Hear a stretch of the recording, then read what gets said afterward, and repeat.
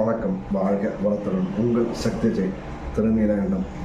நீண்ட இடைவேளைக்கு பிறகு சின்ன காணொலிங்க.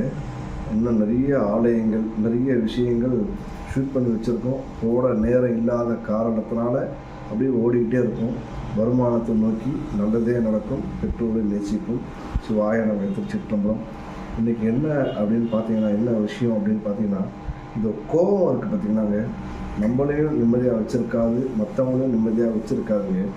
எந்த ஒரு ஆயுதத்தை நம்ம எடுத்தாலும் கடைசியில் ஏதாவது ஒன்று மிஞ்சும், அதாவது மீறும். ஆனால் அந்த கோபம் சொல்லக்கூடிய அந்த ஆயுதத்தை நம்ம கையில் எடுத்துட்டுனா எதுவுமே மிஞ்சாதுங்க. நம்மளை சார்ந்தவங்களையும் அழிச்சிடும், நம்மளையும் அதை அழிச்சிடும்.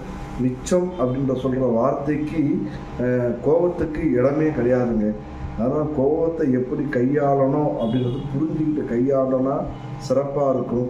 முடிஞ்ச வரைக்கும் கோப தருவாயில் அமைதியாக இருந்துட்டாலே பல பிரச்சனைகளுக்கு தீர்வு அதுவே கொடுக்கணும். புரிஞ்சுக்கிட்டாலும் போதுங்க. நம்ம நினைக்காததெல்லாமே செய்யக்கூடிய விஷயம் கோபங்க.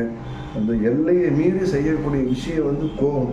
அந்த கோபத்தை கட்டுப்பாடாக வச்சுக்கிட்டதுனா ரொம்ப சிறப்பாக இருக்குங்க.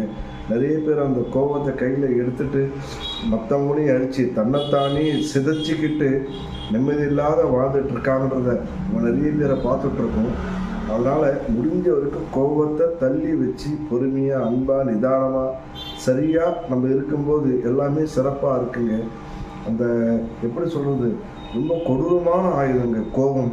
தயவு செய்து அதை யாருமே கையில் எடுத்துடாதீங்க. எடுங்க, நிதானமாக அதை எடுத்து பயன்படுத்த தெரிஞ்சால் பயன்படுத்துங்க. அப்படி இல்லை, பயன்படுத்த தெரியல அப்படின்ற பட்சம்னா அமைதியாக, ஊமையாக, மௌனமாக, நிதானமாக, எந்த நினைப்புமே இல்லாத, அதாவது கையாலாகாத தனம் இது கிடையாதுங்க. இறைவனை மனசில் நினச்சிக்கிட்டு, உங்களுக்கு எந்த இறைவனை பிடிக்குமோ அவரை மனசில் நினச்சிக்கிட்டு அமைதியாக, ஊமையாக, நிதானமாக இருந்துட்டாலே அந்த பிரச்சனைக்கான விடையை இறைவன் கொடுப்பாருங்க. ஏன்னா இன்ன பொழுது இப்படித்தான் நடக்கணும்னு ஏற்கனவே விதிக்கப்பட்டு இருக்கிறதுல தான் நம்ம வாழ்ந்துக்கிட்டு உழந்துட்டு இருக்கமோ தவிர புதுசாக எதுவும் சித்தரிக்கப்படலை, புதுசாக எழுதப்படலைங்க. அதை நம்ம புரிஞ்சுக்கிட்டால் போதுங்க. நம்ம செய்த நல்ல தீய விஷயங்களுக்கான கர்மா பலாபலனை தான் இந்த பிறவியில் நம்ம அனுபவிச்சிட்ருக்கோம். இதில் இறைவன் நமக்கு எல்லாமே ப்ரோக்ராம் பண்ணி தான் நம்மளை அனுப்பிச்சிருக்காரு.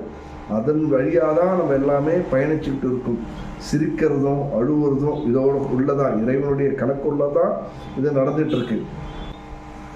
இறைவனே எனக்கு இன்ன போது நீ சிறப்பாக அமைச்சு கொடுத்ததுக்கு